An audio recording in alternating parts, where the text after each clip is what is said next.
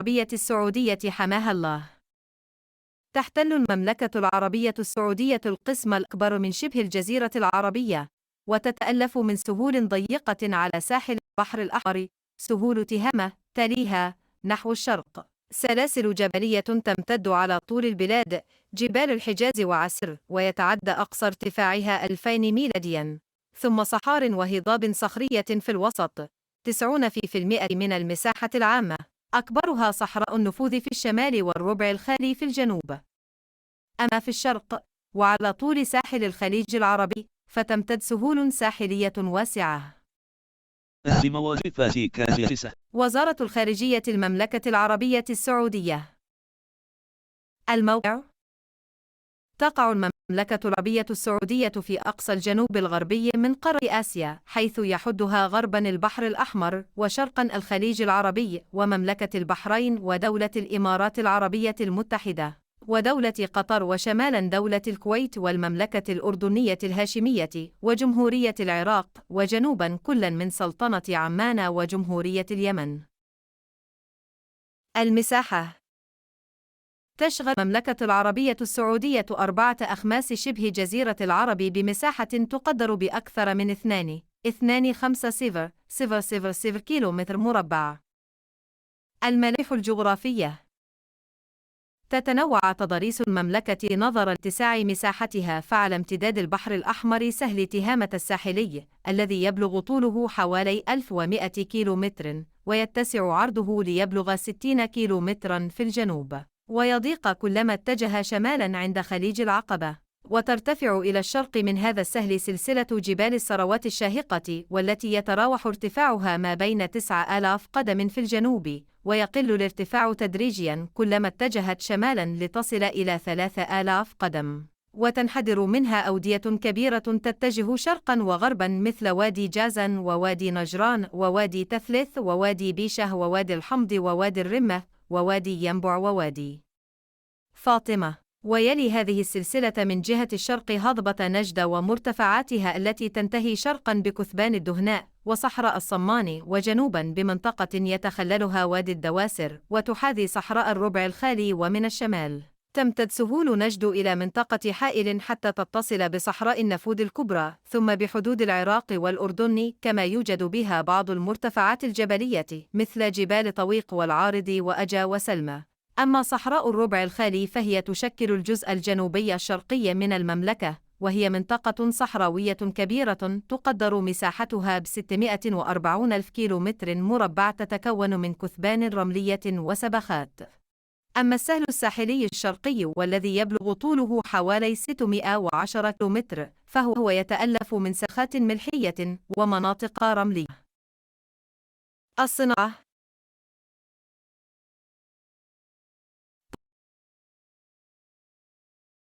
ترتبط الصناعة في المملكة العربية السعودية بالنفط والغاز الطبيعي، تكرير وبترو كيمياء.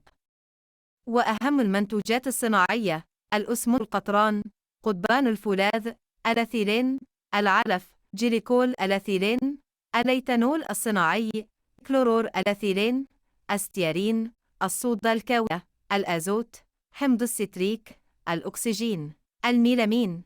وهناك أيضاً تحلية مياه البحر وصناعة المواد الغذائية. يتناول نزع الملح من مياه البحر حوالي 100 مليون متر مربع من الماء في السنة. وليست هذه الكمية بشيء يذكر أمام 9500 مليون متر مكعب التي تؤمنها سنوياً المياه الجوفية، والتي تستهلكها الزراعة. وفي موازاة ذلك تشهد اليوم المملكة نمواً كبيراً في مجال الصناعات الزراعية، الغذائية، وصناعة المواد الاستهلاكية التي تقوم على رؤوس الأموال الخاصة. المرتبة في العالم: الأول في إنتاج البترول واحتياطه، الخامس في احتياط الغاز الطبيعي، التاسع في إنتاج الغاز الطبيعي. أخيراً، يؤم المملكة العربية السعودية سنوياً ألوف من الحجاج لأداء فريضة الحج في مكة المكرمة والمدينة المنورة، مما حمل الدولة على تأمين المسكن والمأكل والطبابة بما يكفي لاستيعاب هذا العدد الضخم. المساحة: 2.25000 كيلومتر مربع. عدد السكان 3501314 نسمة. الكثافة 7-9 نسمة بالكيلومتر المربع. العاصمة الرياض 8002100 نسمة. اللغة العربية رسمية. العملة الريال السعودي. اليوم الوطني للمملكة. تحتفل المملكة العربية السعودية بيومها الوطني في اليوم الأول من ميزان الموافق 23 سبتمبر أيلول من كل عام، وذلك تخليداً لذكرى توحيد المملكة وتأسيسها على يدي جلالة الملك عبد العزيز بن عبد الرحمن آل سعود رحمه الله، الذي أعلن قيام المملكة العربية السعودية عام 1351 ميلادياً. علم المملكة. علم المملكة العربية السعودية مستطيل شكل، عرضه يساوي ثلثي طوله، أرضيته خضراء وتتوسطه الشهادة لا إله إلا الله محمد رسول الله بخط الثلث، وتحتها سيف عربي تتجه قبضته نحو سارية العلم مرسومة باللون الأبيض، ولا يجوز تنكيسه أو ملامسة الأرض أو الماء، وذلك احتراما للشهادة المكتوبة عليه. وزارة الخارجية المملكة العربية السعودية. النشيد الوطني. سارع للمجد العلياء مجدي لخالق السماء، وارفعي الخفاق ضر النور المسطر ضدي الله أكبر. يا موطني موطني قد عاشت فخر المسلمين. عاش المليك للعلم والوطن. يتألف شعار المملكة العربية السعودية من سيفين عربيين منحنيين متقاطعين تعلوها نخلة، ويرمز سيفان للقوة والمنعة والتضحية، أما النخلة فترمز للحيوية والنماء والرخاء. وزارة الخارجية المملكة العربية السعودية. عملة المملكة. الوحدة الأساسية لعملة المملكة هي الريال السعودي، وهو مغطى بالذهب وقابل للتحويل إلى العملات الأجنبية، ويساوي 100 هللة. وفئات العملة هي الورقية الريال، 5 ريالات، 10 ريالات، 20 ريالا، 50 ريالا، 100 ريال، 200 ريال، 500 ريال. المعدنية الريال، 50 هللة، 25 هللة، 10 هللات، 5 هللات، ويعادل الدولار الأمريكي 3.75 ريال، 3 ريالات، 75 هللة. قيس والموازين. تعتمد المملكة في القياس النظام المتري، وفي الوزن الكيلو جرام. تاريخ. تعتمد المملكة العربية السعودية في تاريخها رسمياً على التقويم الهجري المستند على هجرة رسول الله صلى الله عليه وسلم من مكة المكرمة إلى المدينة المنورة. والسنة الهجرية القمرية 354 يوماً مقسمة إلى 12 شهراً قمرياً. العطلة الرسمية في المملكة كالآتي: عطلة نهاية الأسبوع الجمعة والسبت. عطلة عيد الفطر تبدأ من 25 من شهر رمضان إلى 5 من شهر شوال، ومدتها من 10 أيام وحتى أسبوعين حسب توافقها مع عطلة نهاية الأسبوع. عطلة عيد الأضحى تبدأ من 5 من شهر ذي الحجة إلى 15 منه. وتعطل الدوائر والمؤسسات الحكومية أثناء هذه الإجازات. مدن المملكة. مكة المكرمة. تقع مدينة مكة المكرمة على دائرة عرض 21 درجة و27 دقيقة، وخط طول 39 درجة و49 دقيقة، وهي مقر إمارة منطقة مكة المكرمة، ويوجد بها الكعبة المشرفة، والمسجد الحرام، قبلة المسلمين، مقام إبراهيم عليه السلام، المشاعر المقدسة، منى، عرفات، المزدلفة، جامعة أم القرى، ومقر منظمة المؤتمر الإسلامي. المدينة المنورة. تقع المدينة المنورة في الشمال الغربي للمملكة على دائرة عرض 24 درجة و28 دقيقة شمالاً، وخط طول 36 درجة و39 دقيقة شرقاً، وهي مقر إمارة منطقة المدينة المنورة، وبها المسجد النبوي الشريف، قبر الرسول صلى الله عليه وسلم، الجامعة الإسلامية، ومجمع الملك فهد لطباعة المصحف. الرياض. تقع مدينة الرياض في وسط شبه الجزيرة العربية تقريباً، على دائرة عرض 24 درجة و42 دقيقة وخط طول 46 درجة و42 دقيقة، وهي مقر إمارة منطقة الرياض، وهي عاصمة المملكة العربية السعودية، بها جميع الوزارات والسفارات والقنصليات الأجنبية، قصر اليمامة، مجلس الشورى، قصر المؤتمرات، مطار الملك خالد الدولي، استاد الملك فهد الدولي، مجمع التلفزيون، الحي الدبلوماسي، جامعة الملك سعود، جامعة الإمام محمد بن سعود الإسلامية، منطقة قصر الحكم، كلية الملك فهد الأمنية، كلية الملك عبد العزيز الحربية، كلية الملك فيصل الجوية. المستشفى التخصصي، مستشفى الملك خالد الجامعي، مستشفى الملك خالد للعيون، ومستشفى الملك فهد للحرس الوطني. جدة.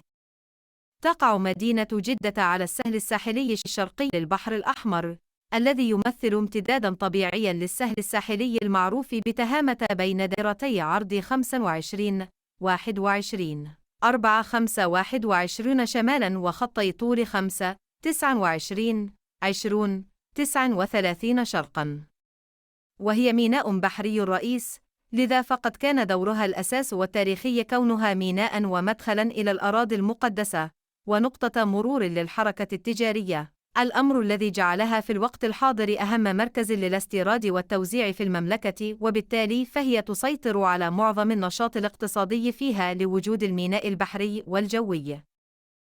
أبها. تقع مدينة أبها في منطقة عسير على دائرة عرض 18 درجة و14 دقيقة، وخط طول 24 درجة و30 دقيقة، وهي مقر إمارة منطقة عسير، وتضم أهم مصايف المملكة، وتعد من مناطق الجذب السياحي، شهدت تطوراً كبيراً في هذا المجال، وبها مطار أبها المتصل مع باقي مطارات المملكة، متنزه عسير الوطني، السودة، دلغن، القرعاء، الهضبة، السحاب، ووادي المحالة. حائل. تقع مدينة حائل غرب وادي الأديرة، ويعرف باسم وادي حائل، على دائرة عرض 27 درجة و30 دقيقة شمالاً، وخط طول 41 درجة و43 دقيقة شرقاً، وهي مقر إمارة منطقة حائل. تعد منطقة حائل من مناطق الجذب الحضارية، وتشتهر بعدد من الآثار القديمة كالقلاع والقصور القديمة مثل ياطب، جنين، فيد، جبل حبشي، الثعيلبي، وبها رسوم وكتابات ثمودية ومقابر في ضايف، والسفن. تقع مدينة الباحة في الجزء الجنوبي من المملكة، على دائرة عرض 20 درجة و15 دقيقة وخط طول 41 درجة و28 دقيقة، وهي مقر إمارة منطقة الباحة، وهي منطقة جذب سياحي ذات طبيعة هادئة، وجبال شاهقة، وغابات كثيفة، وجو معتدل، تتوافر بها مجموعة من المزروعات لخصوبة أرضها، ويبلغ عدد أسواقها 25 سوقاً خلال 6 أيام في الأسبوع عدا يوم الجمعة. بريدة. تقع مدينة بريدة في وسط شبه الجزيرة العربية، على الحافة اليسرى لمجرى وادي الرملة، على دائرة عرض 26 درجة ودقيقتين، وخط طول 43 درجة و58 دقيقة، وهي مقر إمارة منطقة قصيم، وتشتهر بالزراعة، وبها مستشفى الملك فهد التخصصي، برج مياه بريد، مركز الملك خالد الحضاري، مدينة الملك عبد الإله بن عبد العزيز الرياضية، ومصانع مختلفة تنتج الأسمنت والطوب والإسفنج والأثاث والطوب الفخاري والبلاستيك. تبوك. تقع مدينة تبوك في شمال غربي المملكة، على دائرة عرض 36 درجة و65 دقيقة وخط طول 28 درجة و49 دقيقة، وهي مقر إمارة منطقة تبوك. تعد تبوك من المدن الزراعية، حيث يوجد بها العديد من المشروعات الزراعية المهمة التي تنتج القمح والفاكهة والدجاج والبيض. اشتهرت بزراعة الأزهار وتصديرها. يوجد بها العديد من الآثار الإسلامية، ومنها مسجد التوبة الذي صلى فيه الرسول صلى الله عليه وسلم قبل غزوة تبوك. جازان. تقع مدينة جازان في جنوب المملكة على دائرة عرض 16 درجة و53 دقيقة وخط طول 42 درجة و33 دقيقة، وهي مقر منطقة جازان. وتضم المنطقة سد وادي جازان من أكبر سدود المملكة، إذ تبلغ طاقته التخزينية 7 ملايين متر مكعب، وهي غنية بالإنتاج الزراعي. كما تضم معالم تاريخية قديمة مثل مدينة عثر وقلعة أبو عريش. وبها ميناء جازان على ساحل البحر الأحمر، ثالث موانئ المملكة من حيث السعة، والبوابة الرئيسة لواردات الجزء الجنوبي الغربي من المملكة. الدمام. تقع مدينة الدمام في المنطقة الشرقية على دائرة عرض 26 درجة و30 دقيقة وخط طول 50 درجة و6 دقائق، وهي مقر إمارة المنطقة الشرقية. تشتهر المنطقة بحقول البترول، وبها مقر شركة أرامكو السعودية، وفيها مدينة الجبيل الصناعية، وميناء الملك عبدال عزيز البحري، المؤسسة العامة لخطوط حديد المملكة العربية السعودية، متنزه الملك فهد، مطار الملك فهد الدولي، كورنيش الدمام، جامعة الملك فهد للبترول والمعادن، جامعة الملك فيصل، ومعهد سلاح الطيران. سكأكا. تقع مدينة سكاكا في الطرف الشمالي للنفوذ الكبير، على دائرة عرض 29 درجة و59 دقيقة وخط طول 40 درجة و12 دقيقة، وهي مقر إمارة منطقة الجوف، وهي مدينة زراعية تعد من أغنى مناطق المملكة بالآثار التاريخية، تمثل عهوداً تاريخية مختلفة مثل حصن زعبل، تل الساعي، أعمدة الرجاجيل، قلعة الطوير، قلعة مارد، ومسجد عمر بن الخطاب رضي الله عنه. تقع مدينة عرعر في منطقة الحدود الشمالية على دائرة عرض 30 درجة وخط طول 41، وهي مقر إمارة منطقة الحدود الشمالية، وهي مدينة ذات أهمية جغرافية كونها ملتقى طرق مهمة: العراق، الجوف، المدينة المنورة، القرية، حفر الباطن، يمر بها خط أنابيب التبلاين. نجران. تقع مدينة نجران في الجنوب الغربي للمملكة، على دائرة عرض 17 درجة و37 دقيقة وخط طول 44 درجة و26 دقيقة، وهي مقر إمارة منطقة نجران. تشتهر بالزراعة، وبها سد وادي نجران، الذي يعد من أكبر السدود المقامة في المملكة بطاقة تخزينية 85 مليون متر مكعب، يكثر فيها النخيل، وأشهر آثارها المنطقة الأخدودية التي ورد ذكرها في القرآن الكريم. تاريخ المملكة. القيادة السعودية. رؤية المملكة. اليوم الوطني السعودي. يوم التأسيس. بمواصفات كافية. وزارة الخارجية المملكة العربية السعودية. روض مهمة. الحكومة الرقمية. رؤية المملكة 2030. منصة البيانات المفتوحة. عن المملكة. رؤية المملكة. تاريخ المملكة. اليوم الوطني السعودي. القيادة السعودية. عن الوزارة. رؤية الوزارة. أخبار الوزارة. وزراء الخارجية. وزير الخارجية. منصة خدمات التأشيرات الإلكترونية. نظام المراسم. نظام التصديق. بوابة التوظيف. جميع الحقوق محفوظة 2025. وزارة خارجية المملكة العربية السعودية.